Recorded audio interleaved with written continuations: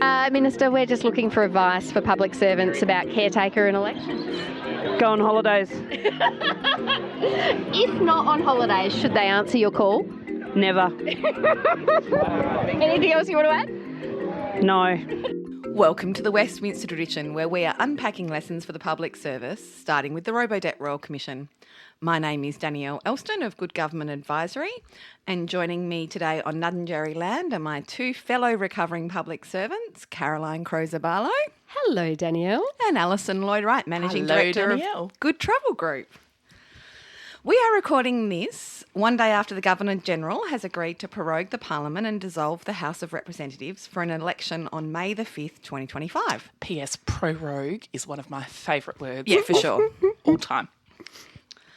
Also can be used in so many different ways.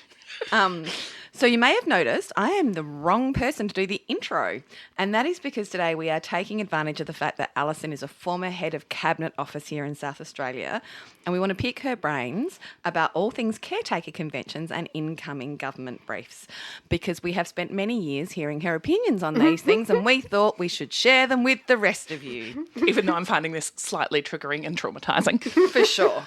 So today we're going to flip the format. I'm going to host, and Caroline and I are going to pepper you, Alison, with questions. And look, the other thing that is different about today is that we are dedicating this episode to a singular public servant whose significant birthday we are in fact all celebrating, and who has played a role in all of our careers. Sandra Joy Pitcher, you are an inspiration to so many public servants, from fixing contact tracing in Victoria during COVID to ensuring people aren't attacked by ducks when walking in the Botanic Gardens. You've literally done it all. How does one ensure that you are not attacked by ducks? Let's park that. It's always the most unusual policy questions that challenge us the most. That's exactly right. Look, and so we're also going to include a bonus Vox Pops episode from the collective wisdom of a large number of amazing people associated with Miss Pitcher, providing advice to you, our listeners, about what public servants should be thinking about going into an election. All right, Alison, question one.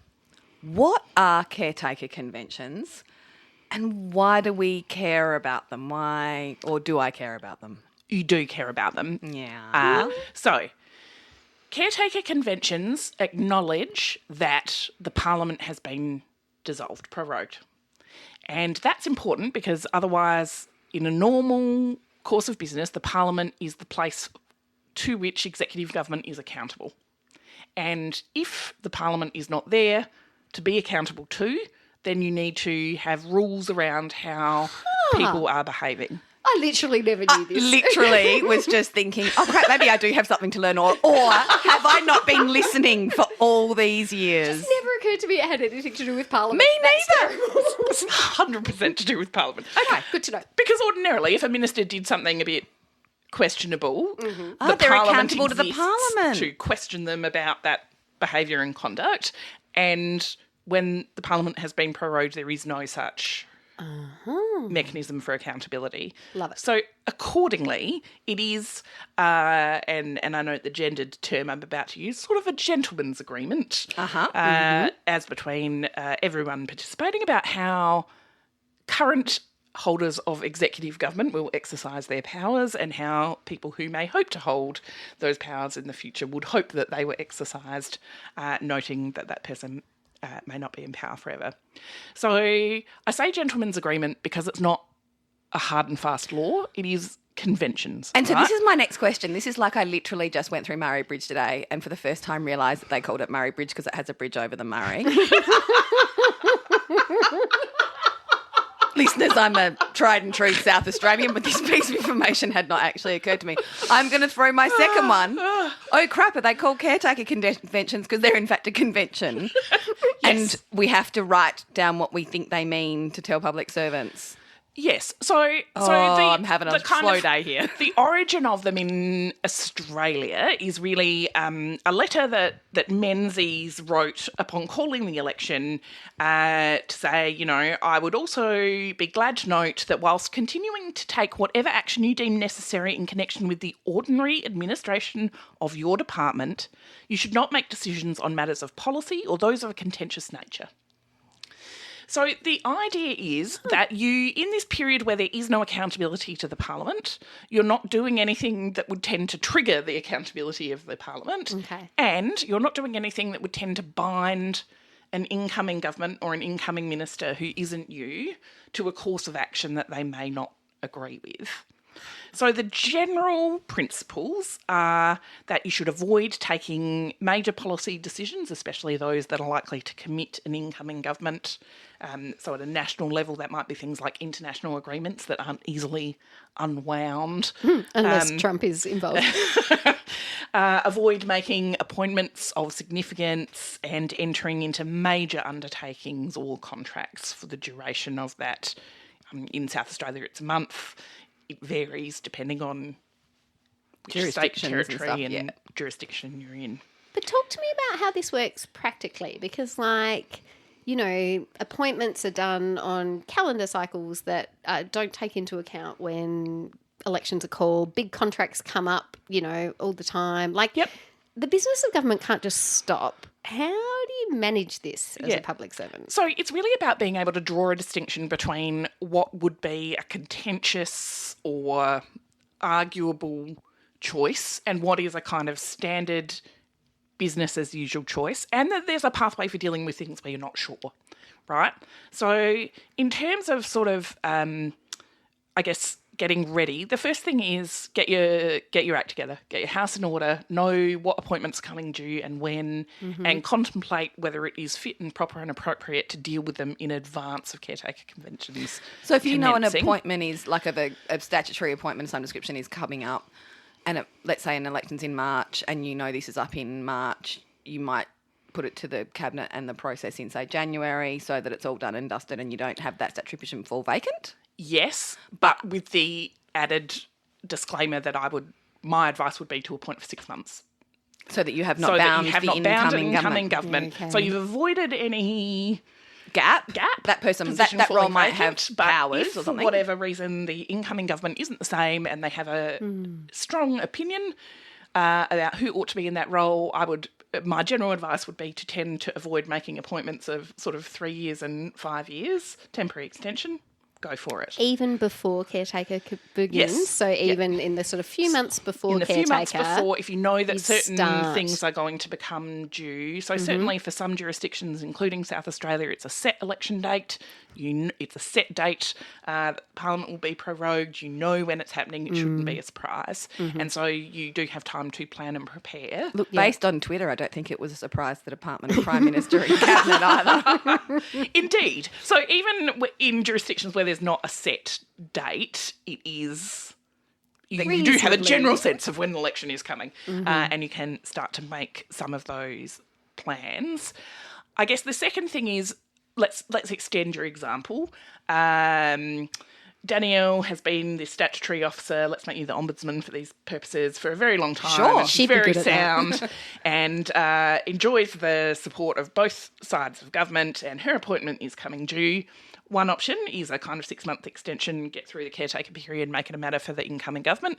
The other option is to consult with the opposition and seek to generate an agreed position. Yeah, okay. So there are any number of things, including major contracts or appointments, where the substance of the matter, appointing Danielle for a further 5 years as ombudsman, isn't controversial between the parties. And so long as you've gone through that process of affording them the opportunity to have an objection or whatever. Yeah. I remember when Danielle yelled at me at student union politics and I refused to have... Oh, sorry. Yeah. I'm sure that would never... Also, it requires a bit of, like, political nous and acumen to be able to correctly identify which things... one's which. Yeah, which one's a which. And so it is also ordinarily the case, or certainly has been the case where I have been involved, that we've had a small committee of very, very senior bureaucrats to whom matters can be referred if you're really, really not sure what the right way to proceed is. I was interested, I might or might not have done a little bit of ChatGPT research in advance of this, and I was interested to discover that South Australia is the only jurisdiction that has that kind of caretaker, what was it called, the Conventions Committee or something? I think so. Which was the secretaries coming together to sort of, and the CSO from memory, isn't there? Yeah, Secretary of Premier and Cabinet, Crown Solicitor's Office, Attorney General's Department. Yeah, and that they come together to kind of form a view about what's appropriate, which I think is like just frankly really good risk management, because more people in a room making a decision makes it much less likely that, you know, one person gets kind of shot for being the wrong decision. But also because some of the ways in which on paper it would make most sense to comply with caretaker conventions itself generate huge amount of burden, administrative burden or risk. Or so, for example, one of the things that ceases in caretaker convention is government advertising, except where it is kind of a public information nature. Yep. So having been a head of comms in a caretaker period, ministers suddenly do believe that everything is public information. And I think that caretaker, and this is a question for you, Alison, having looked at it from the top, caretaker is the busiest time for lots of public servants, those who might have to do some of this work or IGBs, and for others it has no impact at all because all their work is BAU. All their work is BAU, yeah. So it's a really interesting time of like lots of work or a bit less. If you work putting things to cabinet, 6 to 8 weeks off is going to... Super nice. Like slow things down. And hilariously, in the position of giving advice to agencies about what they ought to do and not do in caretaker convention, it was overwhelmingly my observation that anyone that came to me and said, I think we should probably stop doing this, was actually fine to continue and just wanted someone to give them permission to stop. I love that. I love that. And vice versa. But there are things, so for example, one that comes up a lot is around major infrastructure and construction. Yeah. So let's say you have a Tunnel? A tunnel or another major piece of infrastructure, and alongside your infrastructure you have a sort of political campaign like building a bigger, better insert jurisdiction. It will typically be the case that the hoardings, so that is the screens that cover the fences where the construction is taking place. Are they called hoardings? They are called hoardings. Have the branding on them. And so while there is a general view that government advertising shouldn't continue, and certainly a whole lot of stuff comes off government websites, for example, there are some times where it's acknowledged that it would be... That would be quite wasteful to pull down all the hoardings and put up unbranded hoardings. And yeah, okay, I can see that. Yeah. So that's why it is a convention. There isn't like a strict letter of the law in this circumstance. You do that. It's about preserving the public service as apolitical and removing the advantage of incumbency to the extent that it's possible. So, okay. So do you get to just stop talking to your minister? Because like a break would often be nice, depending on who your minister is. Like if they ring, and when I say they, I mean that in a collective office sense. And they're asking for an advice on a program, how it's going, has it been finished, how many kids went through it, or whatever else. What do you do? And what if you know that they might be ringing you because maybe the opposition is saying it was a failed program, and so how do you manage? So I guess. Again, no hard and fast answer, but exercise a substantial degree of caution. So, again, it is sometimes the case that ministers and their departments cease to meet regularly. It is sometimes the case that they continue to meet regularly, but just talk about very operational, business as usual matters. And again, that kind of varies by portfolio because hospitals are still hospitaling during caretaker convention, for example. So it's a judgment call about the substance of what you're being asked to provide advice on. But I guess, and my strong recommendation is that you would go and talk to your central government agency about what you've been asked to do and whether or not they consider it appropriate. But our advice should always be as neutral as possible, but there is a particular emphasis on neutrality and apoliticalness Yeah. in the advice. And would you want to write down very clearly what you were asked and what you provided back? I would. I feel like Yeah. I would want a lot of transparency. Yes. Around, You requested information X. on this, and this. This is the information I'm providing. And I guess my general advice, not knowing specifics of the circumstance, would be to stick to factual information rather than an overlay of analysis. Yeah. It's working. No, 340 children have attended. X. Yeah. So it's one of those situations where, like integrity, we might have rules, and every PM&C, everyone puts out a manual that nobody reads. Sorry, Alison, I know you've written a number of them. Danielle Devo. Sorry. But it is one of those ones where for most of those decisions you really need to talk to someone in the central agency, or even just the old spitballing with a colleague where you go, how could this look from a number of different angles, and does this provide any advantage to incumbent government? Yeah. And so, like all exercises of judgment, it's an exercise of judgment. There isn't necessarily a crystal clear, perfect path, but seeking the opinions of others and weighing them into your assessment. And writing down or thinking clearly about why you chose what you chose, because you can make the wrong choice, but as long as you're clear about, I did it because I thought this was just factual information. I thought that was kind of routine. Yes. I can see now it's been weaponised in this particular way, and I would do it differently next time, but at least you have a way of explaining where you were going. Here's a trickier one. So during the 2015 election in Canada, the Trans-Pacific Partnership was being concluded. And this is the culmination of a long-standing kind of negotiation process. And it's a pretty huge commitment, right? If you miss the boat, you miss the boat. If you don't sign the thing at the day, that's a problem. What should you do?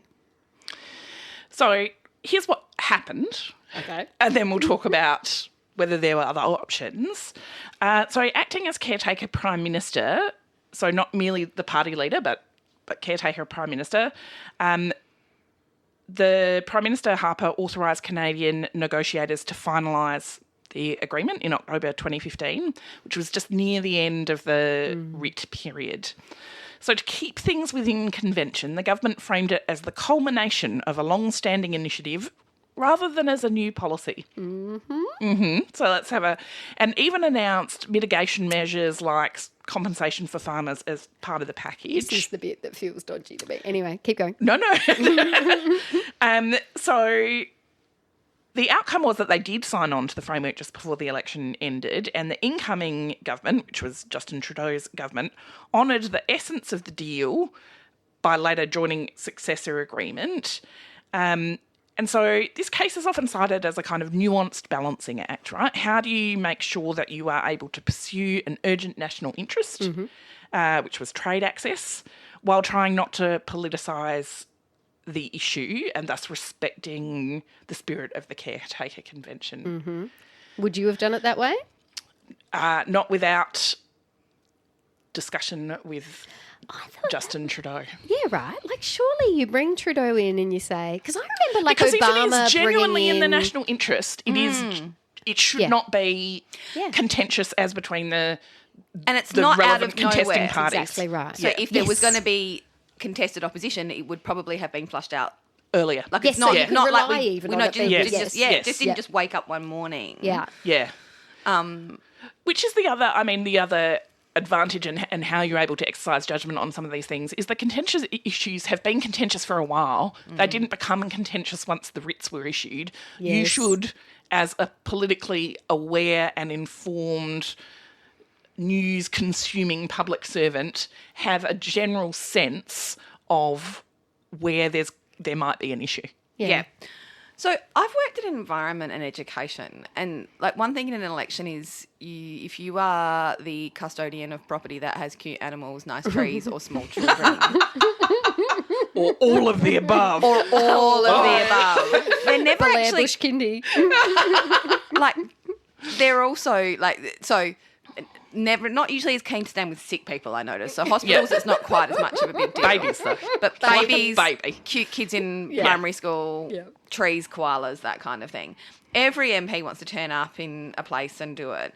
And there's always some kind of poor public servant there, and then they're usually a school principal or a ranger and not quite sure what they're allowed to say, and there's cameras everywhere. Like, how do you manage government property and campaigning on it, do you think? So again, your central agency will usually have issued like an actual document with quite specific Yeah, I remember there was a guidance. schools one. Yep. Definitely, because it talked about the democracy sausage. Maybe that was the year you were in charge. can't Like, I remember. feel like it used the words democracy sausage, and I was That's so possible. impressed. I'm not ruling that out. And so I hesitate to give kind of advice that people are going to take as gospel. Oh, of course. Yeah. Generally, the protocol is that both parties should be equally, I say both parties in a two-party context, but should be able to participate in the Event. event. So let's say you have a visiting Prime Minister of another nation. One, everyone should have done everything within their power to make that visit at another time. But if that was unavoidable, Yep. you would usually have both the current minister and the shadow minister Yeah, so if invited Foodie to and Wang attend. Wang have their panda baby... They're different then- pandas now. Oh, shush. Anyway, I was impressed I knew that. Then both the opposition and the government of the day should have the opportunity To midwife that in front of a camera. I would pay good money to watch that. Peter Dutton, Albo, and a panda baby. What could go wrong? Sorry. They did get Sorry. money in the budget, just saying. Yes. Anyway, keep going. So do you two have a good caretaker story that you want to share, like an actual one? Look, the one I was thinking about, it's not a good story, but it has stayed with me from being quite a junior public servant, is that I remember in 2014 in South Australia, there was an election that was very widely expected that the incumbent Labor government would lose. Remember? Yeah. 2014 election, it's like the Jay Weatherall miracle election, right? And I remember sort of immediately after that Labor government was elected, they sacked the head of infrastructure and transport. Do you remember Rod Hook got the sack? Yes. And there was a real sense about town, and I went back and I looked up the press reports of this to do this little grab here, and it was reported at the time that the feeling was by some unnamed hatchet-wielding people that he had been too supportive of the Marshall opposition's plans relating to Infrastructure SA during the election period. But actually what I remember about Rod Hook is that he was one of the very few public servants who would always go on morning radio. Like he would just, because he was always talking, there was a lot of bridges and tunnels and blah, blah, blah. And I actually remembered taking from that the lesson that anything you say in caretaker, you got to be super careful. Because I don't think he was... In fact, he definitely wasn't. Anyway, I don't think he was a liberal man in that way, but he got knifed after that. And just that caretaker is a time for people to be super freaking careful. Just the about facts, baby. just the facts and as much and as little communication as you can get away with. I Yeah. think. I just don't think it's not the time to be engaging with the public about your general blah blah. It is a time to be super quiet because you never know when the politics is going to hit you. And also, it's just not that long. No, I agree. 4 weeks. And suck it up. All Shut those up. internal working groups you've been trying to get done, it's also it should be a time for productivity. If you don't have ministers constantly breathing down your throat, that list in your bottom drawer that all public servants should have, they should always have that list that they're trying to get done, that the events And of you the should day. also, and I know we're about to go to this in a minute, be Scribbling. down the very end of your incoming government briefs as well. So, Okay. I guess my caretaker story was really just about the difficulty of caretaker and COVID colliding. Oh my God. In terms of, I'm sure everyone recalls, unfortunately there were a number of elections that sort of cascaded behind each other. So Yeah. Queensland. We were Queensland learning as way. it happened. Yeah, weren't we were learning as it happened, and it was Yeah. great that we could take advice from what had happened in other jurisdictions. Mm-hmm. But you recall at the time you had premiers on the news. They had their own press conference every day Every day. telling the latest COVID numbers and any changes to restrictions, etc., and how that be handled.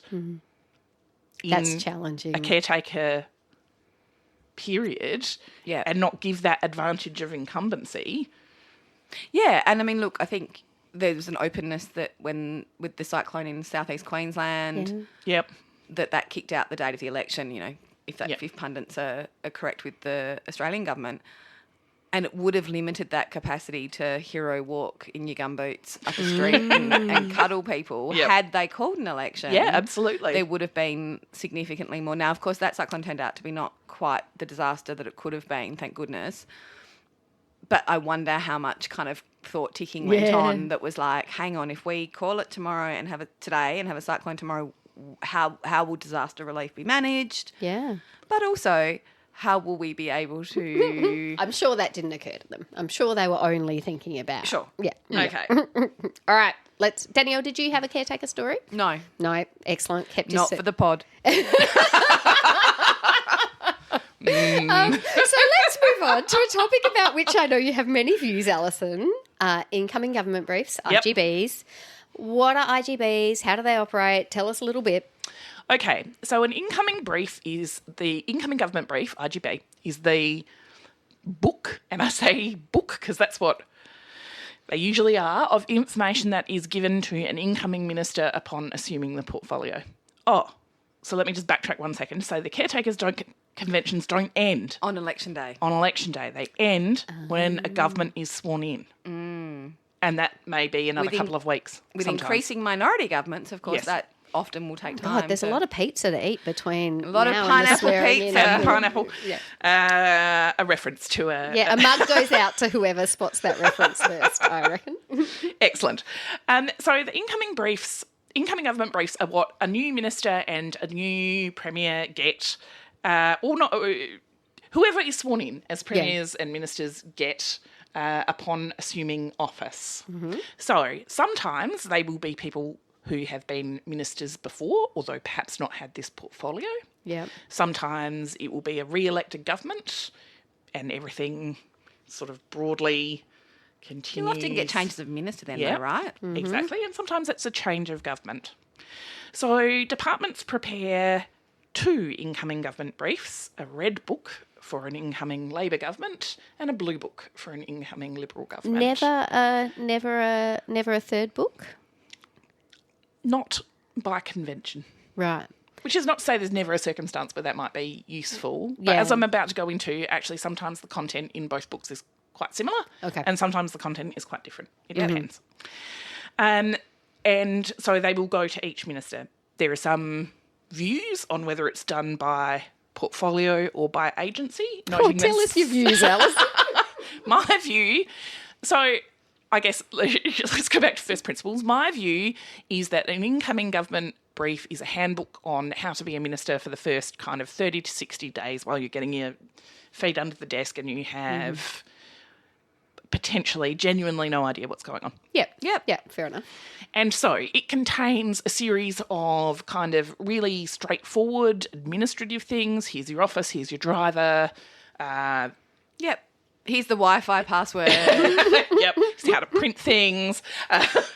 It will also contain a series of kind of here are the major stakeholders and, contact details so that you can meet with them, as well as here are the things you promised during the election and how we would go about implementing them. And then a sort of here's the general structure of the agencies that you're responsible for. And here are some other kind of... we usually do a kind of things that are coming up in the first 90 days. So some of those things that may have been pushed out during caretaker contracts, appointments, ministerial councils, which, continue whenever. Yeah. And then there's usually a section on kind of major projects or policies that a minister could and should be aware of or might want to contemplate now that they are in the role. Hang on, and a list of acts. Yes, of course. Sorry, that was so... Sorry, I considered that so obvious that I didn't say it. But very important. Well, acts assigned, very important. Yes. All the acts that they are assigned, that they can then pop through ChatGPT to find out what any of that means. So I just genuinely find a 2-page list, depending on what portfolio you've got, of like the Bluebird and Green Tree Act of 1973. Like, and you just look at the list and you're like, I'm not sure this is helping them super duper as to what these acts... Well, and no, I was just thinking that's so helpful because it gives them a sense of like the breadth it of should their give powers. them a sense of the and breadth bit of their fear. legislative responsibility. Yeah, a bit of fear. But also, so I am of the view that they should be tailored to the minister, and that means at a portfolio, not at an agency level. Right. So let's imagine you are the minister for what a former boss of ours calls lights and sirens. So fire services, emergency services, police. Yes, you might have separate information from each of those three around Organisational structure. And, you know, ledge and their top issues. But ultimately, as minister, you're minister for one portfolio, which is all of those things. Yeah. And so you need to, as minister, decide, well, as between these list of 90 stakeholders you've each given me, who's in what order? Yeah. Who's the most important? Oh, God, that feels like Right, and Sophie's choice in compiling the IGBs, though, right? But this is where I think there is a role for central agencies in providing some of that overlay to produce a portfolio style IGB. And how do line agencies feel about that? Yeah, you can imagine how they feel about that. They're like, where it shouldn't have in to the be unwritten minister's conventions job. did I give you a red pen, Alison Lloyd Wright? It shouldn't have to be the minister's job 2 minutes into to start navigating. litigating a dispute It's so true. between multiple line agencies that report to them. That's ridiculous. Yeah. And we should be trying to make their job as easy as possible for at least the first 30 to 60 days. I like the way you're like, after that, whatever. After that, they can sink or swim on their own. But after that, they will have started to form their own Yes, opinions, agreed. and sometimes they'll have had the shadow portfolio and they already have strong but stakeholder often they relationships. haven't. But often they haven't, and you need to be prepared for all outcomes. So right, and so a good IGB, depending on the level of experience and knowledge of the portfolio of the minister, may just have a whole lot of stuff in it that that person doesn't ultimately need. Yeah. But you've prepared it in the event that it's someone who is entirely green. Yeah. So how often do people or agencies use the IGB process to show how much they know, how hard their life is, how smart they are? How much more money they should get in the how next much more money budget? they should get. That's a popular one. Because you just described a very factual process of, like, I won't repeat what you've described. When you are in the trenches and you find yourself duking it out with other bits of the agency and this person wants to use a page and a half of whatever allocation you've been given. Oh, God, yes. They had more pages than me. That was literally a thing. I have a story outraged. that's not for the pod about 80 pages of content for one sub part of a particular agency that was just, honestly, ended up being a page and a half. Because they didn't need to know every single time that this certain activity happened. They needed to know about the 3 that they might not be doorstopped about on their first week, right? Yeah. So this is where IGBs start to go bad. Right. Is that people don't write them for the minister. They write them As job ads. Job for applications. themselves. To show how busy and important and essential the work that their agency and their portfolio does. Yep. And so that's the first way in which IGBs can start to go sideways is new ministers are drinking out of a fire hose. A good IGB is about making their life easier, not about overwhelming them with 900 pages of information that's going to make them cry. Yeah. What are other ways they go wrong? So the other ways they go wrong is under or over politicising the IGB. Yeah, okay. What do you mean? So what do I mean by that? So a blue IGB is for a Liberal government, a red IGB is for a Labor government. They will have public-facing information about their policy positions on various Things. things. Moreover, again, as excellent kind of news-consuming public servants, you should have a general understanding of the philosophies that underpin each of those governments and each of those political movements and why they might choose to, for example, on a particular issue, either favour a very kind of free market approach or favour a much more Collective approach. or interventionist approach. But at the same time, it is not our job to kind of second guess their position. Yeah. So where they are under-politicised is where people essentially produce the same book but give it two different covers, which is to say that they think there is one right answer about how the work of the agency should be done, and it doesn't matter what political philosophy your minister attaches to or it. they don't know, which is even more scary. Has happened. So they do need to reflect that there are some things that will be the same. Yeah. Right? Both parties might be perfectly willing to continue to have Danielle as the ombudsman. There are other things on which they will have campaigned during the election or raised during previous parliamentary discussions, or just from a philosophical sense, you should sense that they have a different approach. So under-politicising it is one risk, but over-politicising it is the other, which is to say, instead of saying, here's the issue and here are your options, as we would do with any good brief. As we have discussed before. Sometimes there is a tendency to be like, here's the issue, and because you are of this flavour and colour of political persuasion, I know that you will want to do your option is this. To bring everything in-house, or your option is to privatise all that. To privatise it all or bring it all in-house without ever actually fleshing out the full suite of options and their attendant risks and benefits. And then the third way they go wrong is by being just like way too long. And way too complicated. And way too jargony and use kind of really technical language. Yes. You've got to remember that some of these people have not engaged with this portfolio at all before. And while we shouldn't assume that they won't grasp it eventually, some accommodation needs to be made for the level of expertise that they're bringing right out the gate. Can I just say you missed the fourth and most important way they can go wrong? Version control. Sorry, just for the gags. I'll leave that one there. Shitty formatting about which I have a view. So my last question. Oh God, you and your fonts. Whatever. Well, and then the other thing that's worth noting here is, so usually your Premier, Treasurer and Minister for Public Service and or Attorney General would get all of the incoming government briefs. So they get the full Encyclopedia Britannica. And other ministers just get theirs. Yeah. This is why central agencies seek to exercise a degree of control because the Premier's going to see them all. Yeah, it's embarrassing. And it would be like really preferable for them to all look and feel quite similar. Yep. And oh my God, was that like a 3-minute answer on fonts? Yeah.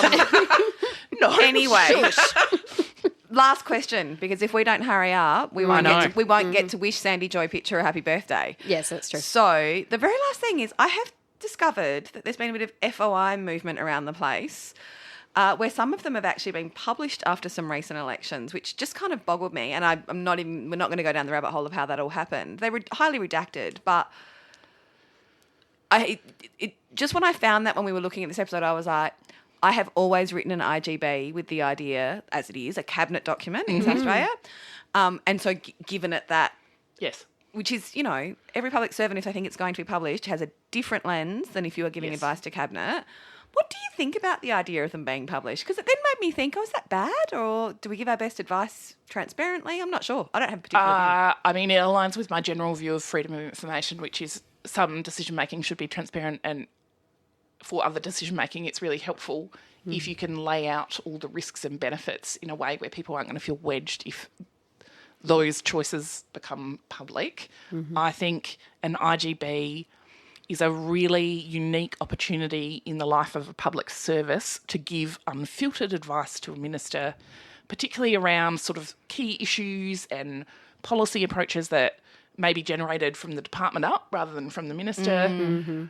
and we'll be able to say, you made this election commitment, and while we appreciate the outcome that you were seeking, there are a whole lot of technical reasons that just cannot be done. Yeah. And I think that exposing those nuances publicly becomes risky for a minister, and then it becomes risky for the public service to give the correct advice. And then the advice doesn't go. And or it goes verbally and it's never written down. Yeah. Thank you so much, Alison, for sharing your wisdom and for handing over control of the hosting mic. That was very kind and sharing of you. We are going to put this episode in the feed in advance of our second recruitment episode. This week's The Westminster Edition podcast mug goes to Sandy Pitcher for her tireless support of this podcast, which is a lovely thing to say, except she's had a mug for ages. So I don't know if she's going to get one of the newly patented stubby holders to go with it. I think she'd like that. Or a tote bag. Till next time. G'day, I'm Tim. I work for the Commonwealth. And if I had to choose between being in charge of incoming government briefs or sticking a fork in my eye, I would absolutely choose the IGBs because I get to have the first say with a new batch of advisors. Had to choose between being in charge of IGBs or sticking a fork in your eye? It would always be the fork every time. Can you elaborate on that? Because nothing you say may be used. You're not sure that anything you say will be right or helpful. And yet you work on 28 versions of the thing that may not be useful, whereas you're really only sticking that fork in your eye once. Professor John Williams, academic, University of Adelaide. So what was the best caretaker? Well, the best caretaker story, I believe, is probably when the Gillard government ultimately came to power, but there was that period where we had a hung parliament and we waited for a number of independents to decide. The magic thing about it is, of course, both the public service had to both make both the incoming and outcoming, which were then circulated amongst the independents. My name is Penny. Best caretaker story or lesson from caretaker period. Put someone in charge who understands a template and a program, not someone who is very interested in philosophy of government. Excellent. Enough said. Hi, my name's Brenton. Yes, I'm in the South Australian government. And look, if I had to choose between being in charge of IGBs or sticking a fork in my eye, I think I'd choose my left eye.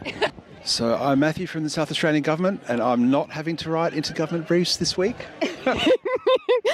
But Matthew, would you rather coordinate IGBs or poke a fork in your eye? I don't mind writing them, but when it comes to reading them and editing them and 10 times, I think I'd rather have the fork in the eye. So in terms of preparing incoming government briefs, it's incredibly important to ensure that you reflect their own language back to them in the brief, and ensure that you have the name of any government department that they've decided to rename included in the brief. So I remember we had one incoming government brief. We had to change all of the titles because the department name was going to be different. And so whereas we'd prepared under our traditional name, we actually then had to, on Sunday morning, redo all of them and redo the packs and get them to the incoming minister, which wasn't a great deal of fun. My name's Kim and I'm a South Australian public servant. I think incoming government brief processes are unfairly maligned. I think almost everyone hates them, and I think they're, my controversial opinion, unpopular opinion, is that they're wrong. The thing I think is good about doing incoming government briefings, besides the fact that it forces you to keep a comprehensive list of all of the election commitments and actually start planning for how you would implement them, which isn't nothing in a democracy, is that it makes you think about the sort of the philosophical underpinnings of alternative governments. And especially if you've been working for a particular flavour of government for some time, it pushes you into the mindset of the alternative government and makes you start to think really seriously about what matters to them, what their values are, what their commitments are, and helps you make the shift into the idea that in a democracy, every 3 or 4 years, the public gets to choose which political flavour it wants, and we need to lean into that. We need to work through what that means for the ways we've been thinking and talking and the concepts we've been using and the ways we've been implementing for the previous period. And I think that's a good discipline. I used to work for a couple of premiers actually, so I think that, there's caretaker conventions and they mean vastly different things to different people. Yes. And so you'd get really... Some people would just keep getting on with things and not much had changed. Some people would be a little bit awkward and some people would lock their minister out of their office. No one ever locks it in. It did happen, actually. Though they tried to, and then we had to be like, no, that's not actually what the caretaker conventions mean. Okay, so in this story, I am actually the caretaker decision maker. I was in a group of 3 that was making the decisions as if I were the Premier.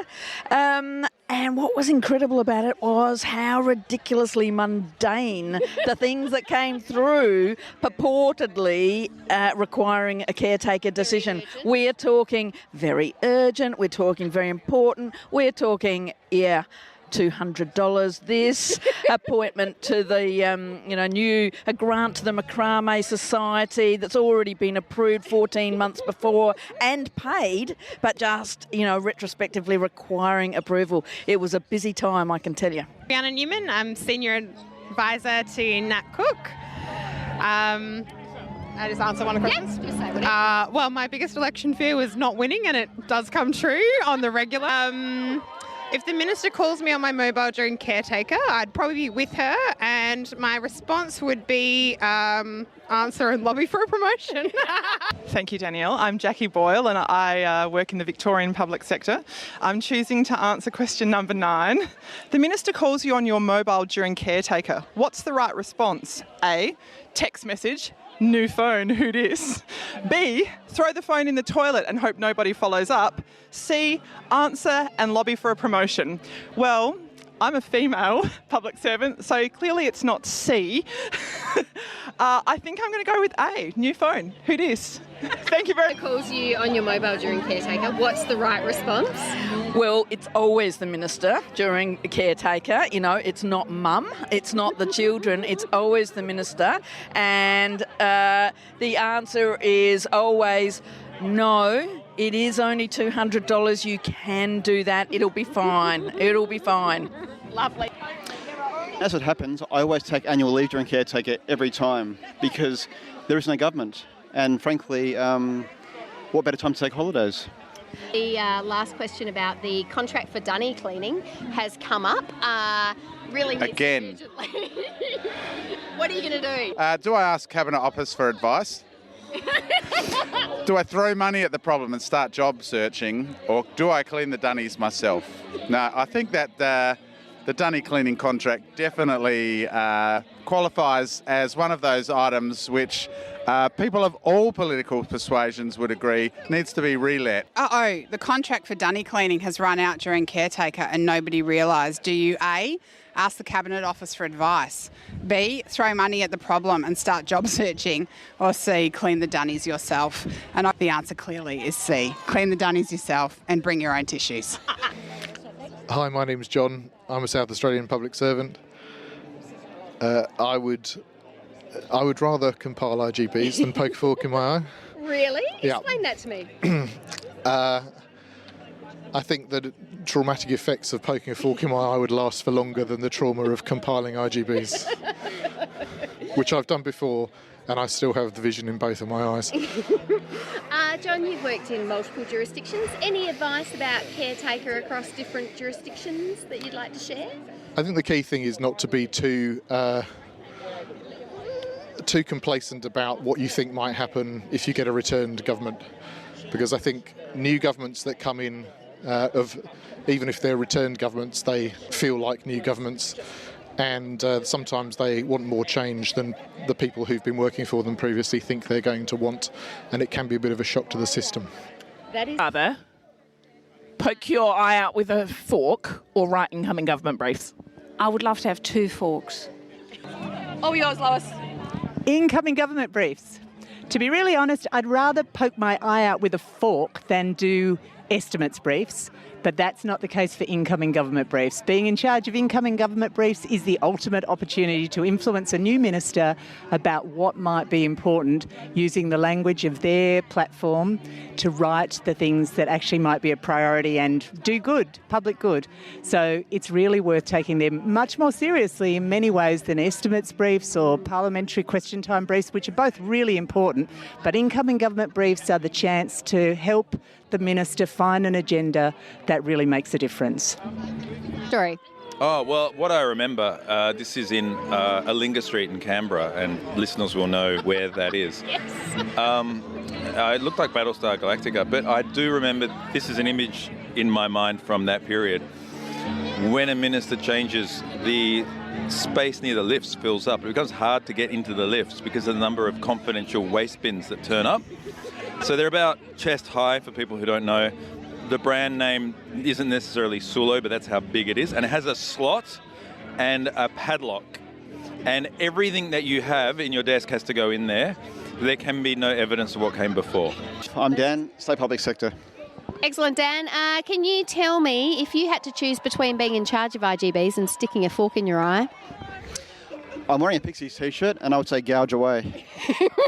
Excellent. Some people have wondered what fork might be used. Nothing too blunt in public service terms. Just some appropriately bureaucratic disclaimers. While we've tried to be as thorough in our research as busy full-time jobs and lives allow, we definitely don't guarantee that we've got all the details right. Please feel free to email us corrections, episode suggestions or anything else at thewestminstertraditionpod@gmail.com. Thanks to Pampot Audio for our intro and outro music. Till next time.